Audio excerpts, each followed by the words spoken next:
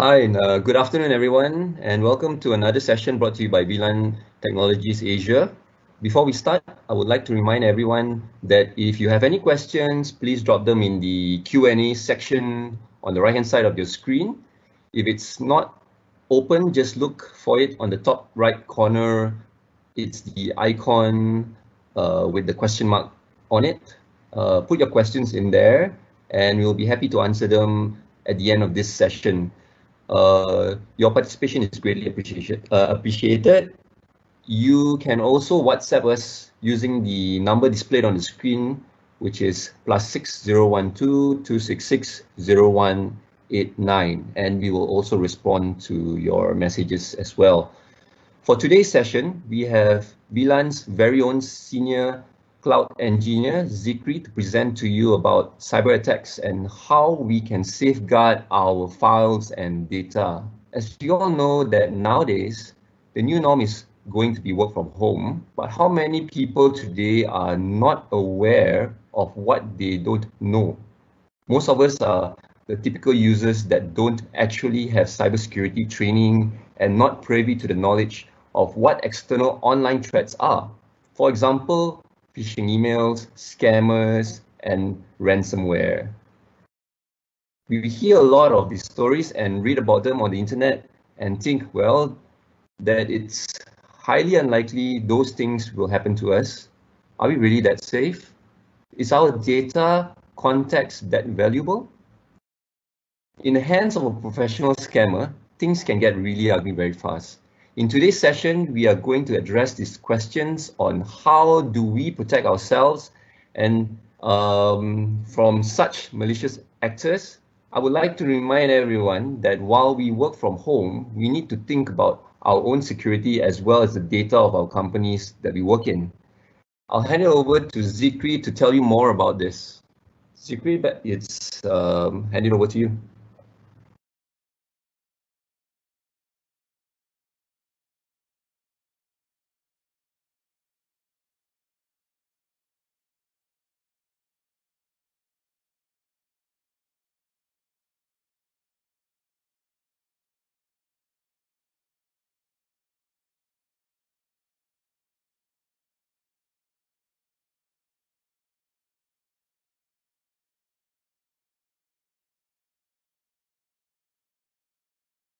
Hi, sorry, I think there's a technical issue. Zikri, I think your mic is on mute. Could you please unmute your mic?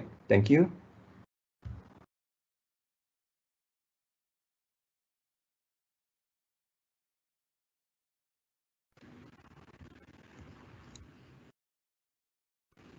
Sorry, I guess you can hear me now? Yes. Hello? Oh, okay. Thanks, Norman, for having me here. So, hi again. So, my name is Zikri. Today, we're going to talk about some important things on how safe is your data, precisely since we are in this situation together, which is working from home. Bear with me as this topic might be long, but I'll try to make it as interactive as possible. Let's focus on what we currently facing now when we're working from home.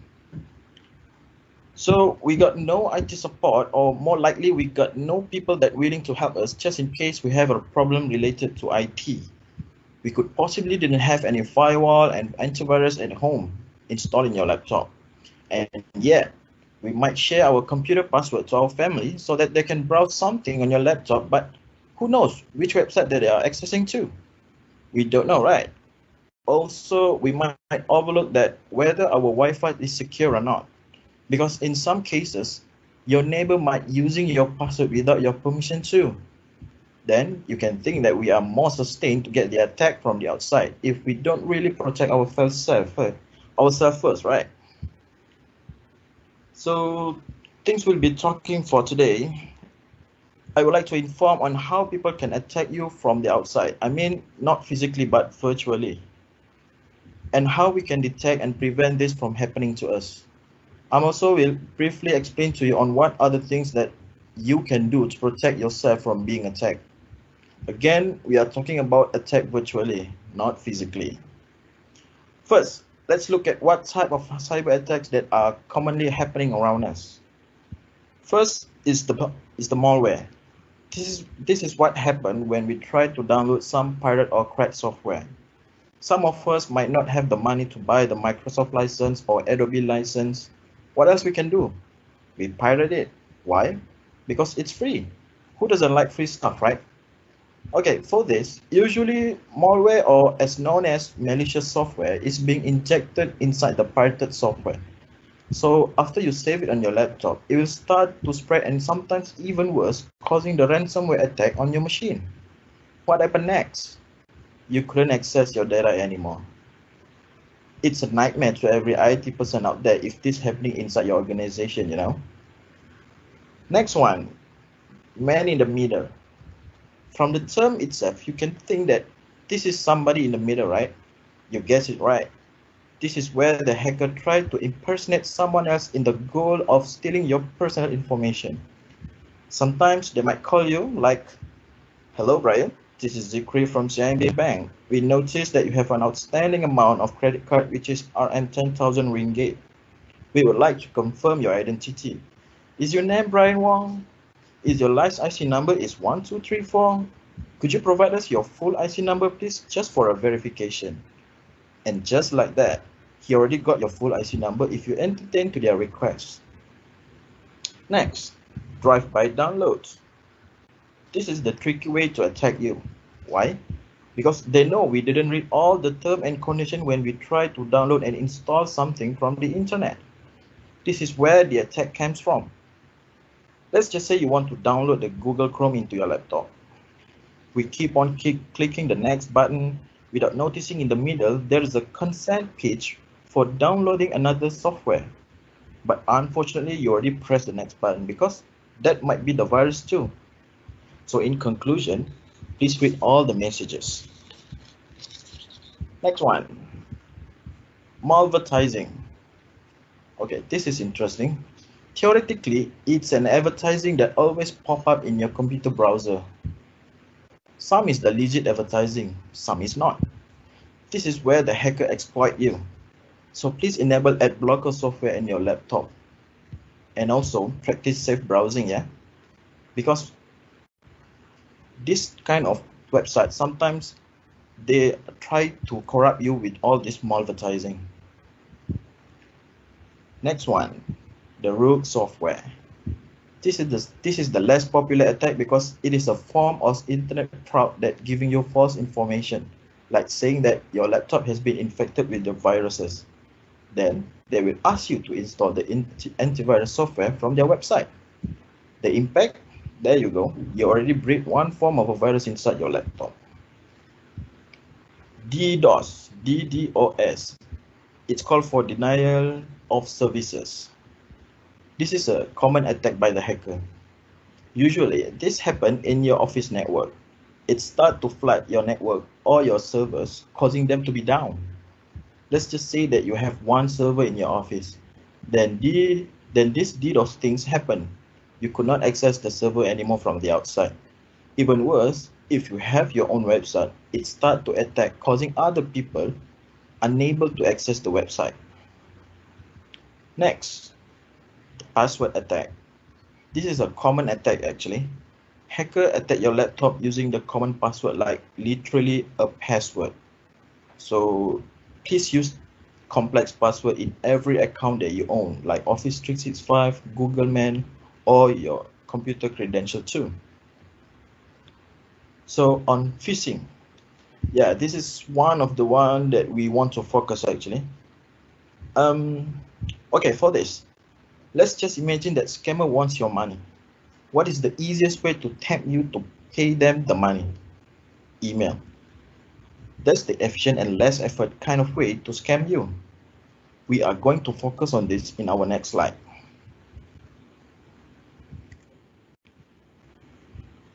If you see this, yes, cyber attack didn't know that you are in a big or small company.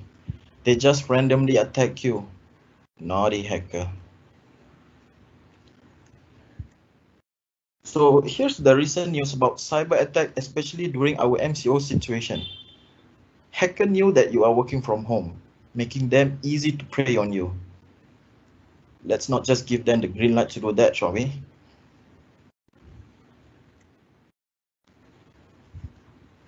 So on phishing, what are they after actually?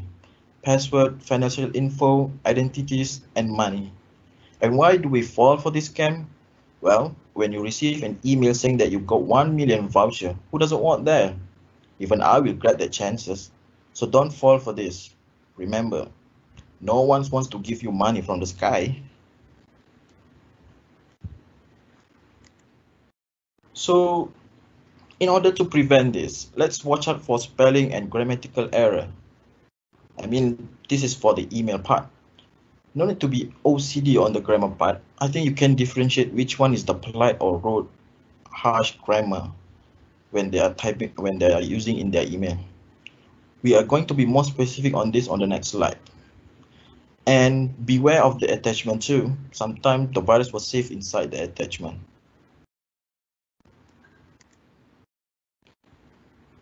So, all right, this is a sample of the phishing email. On the right picture, you can see we put a detail on how you can detect the error on the emails. Look at the wording. Seems aggressive, doesn't it? PayPal will not giving you this kind of threat email just because they want to verify your account.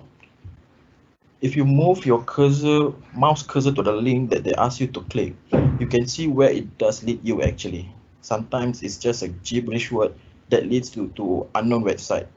So please don't click on it.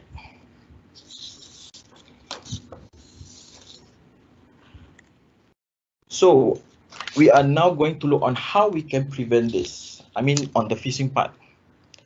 What are the best solution for this? It's email filtering. So I will introduce you to some protection software or system that you could do to prevent yourself with this cyber attack. Let's look at this solution. It's called Advanced Threat Protection.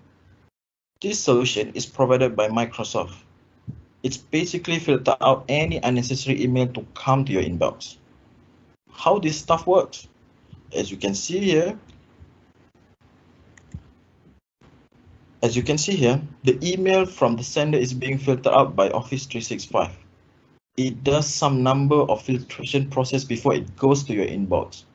From the diagram, it looks like the process could take a while, but actually you won't even notice the delay from receiving those emails.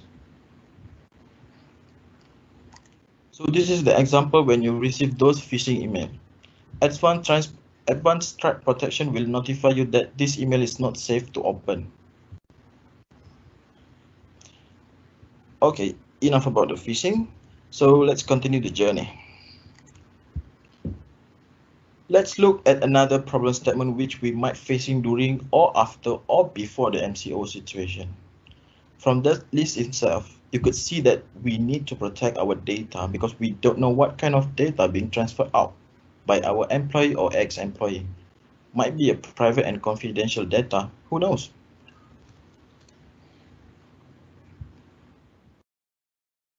How do you overcome this? And what do you need from this?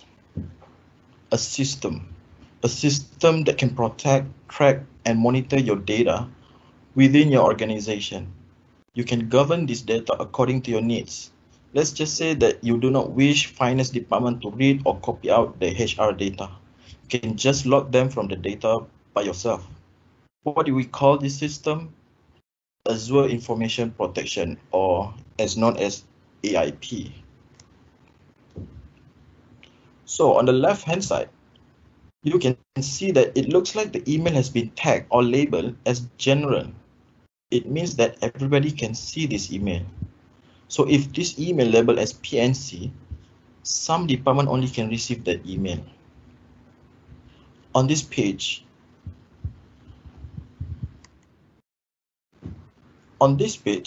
you could see the protection is being applied on the files level because previously it was on the email level. Now it's on the files level. So you can see on the top picture, you are not allowed to access this file. What does it mean? Of course, you are not allowed to view or open this file, right? So there is an option to request for permission to open the file. That's where the monitoring part takes place in this system. Some of you might not know this. On the data level, it was protected by Azure Right Management Service, or known as Azure RMS.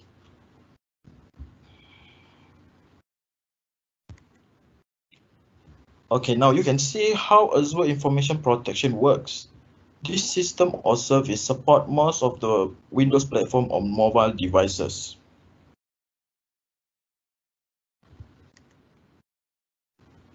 Alright, this is the general idea on how the RMS or Azure Information Protection works. This system or service support most of the Windows platform and mobile devices. You can use this system to protect data on your Exchange, email servers, mobile devices, and Active Directory services. To simplify this, the system acts as a lock to your files. You can unlock the files to whom you want to give the access to.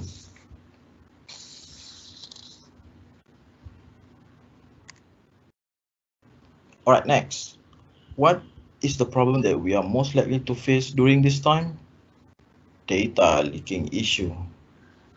We might facing employee that share out sensitive information voluntarily or involuntarily. Some of our company have to comply with few rules like PDPA or GDPR. So what are we going to do regarding this issue? We can use the solution like Microsoft Data Loss Prevention.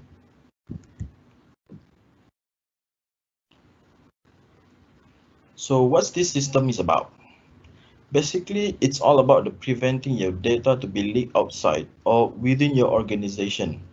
Well, sometimes you might accidentally share out your employees some sensitive information. Fear not, this system will not allow you to do so. Some of you might guess what's the difference between Azure Information Protection and this data loss prevention.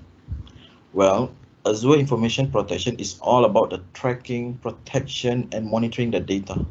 But this data loss prevention is all about the preventive measure just in case any sensitive information is being leaked to outside. So, as you can see, the picture on the left, your email has been blocked to be sent outside because it contained the sensitive information. And also, you can see what's the reason it's been blocked. Picture on the right explaining that your chat in Microsoft Teams has been blocked. So this is what the data leak prevention is about.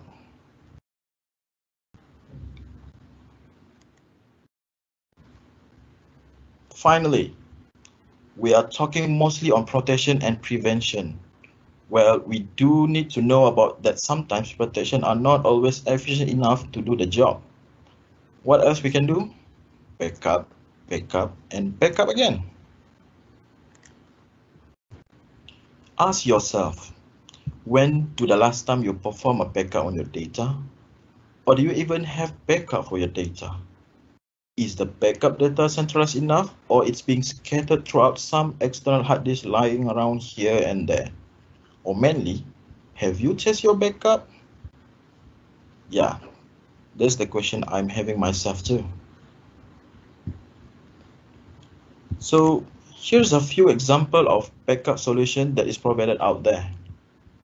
Azure Site Recovery acts as your cloud disaster recovery site. If you have a cloud or an on-premise server, this is the good solution just in case your servers go down. Azure VM Backup. This is mainly for virtual machine backup. It doesn't matter if you have servers on-premise or cloud, it will provide the backup to the whole server. Veeam. This is one of the well-known backup solutions out there. It provides you on-premise backup or even cloud backup too. So choose wisely according to your needs.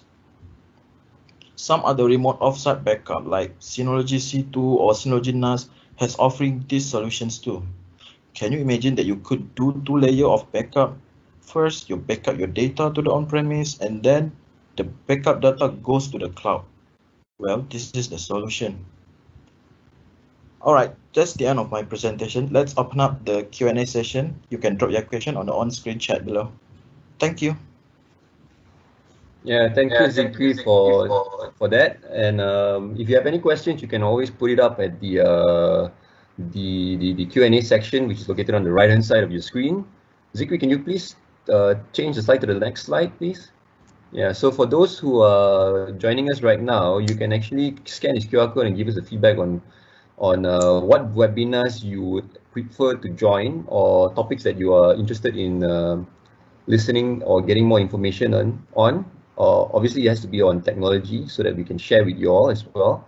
Krishani, you joined us a bit late, but no worries. We will send you the presentation slides as well as the recording for today's webinar. For those of you who are interested to find out more on entrepreneurship, next week on Tuesday, we have one session, which is by Dash and Steven. It's going to be on it's on entrepreneurship during a crisis. So do join us on Tuesday, the 5th of May, 2 p.m. to 3 p.m. to find out more. It's an open discussion session, so you can actually send in your questions and we can get Dash and Steven to tackle them during that session. So it's going to be good. Also, if you may, just fill up the QR, just fill up the feedback form and send it to us so that we can get your response and to find out more on what sort of webinars that would interest you during this period where we're all stuck at home and unable to go out. Once again, is there any questions that you guys would like to ask? Just drop them in the Q&A section and we will take it.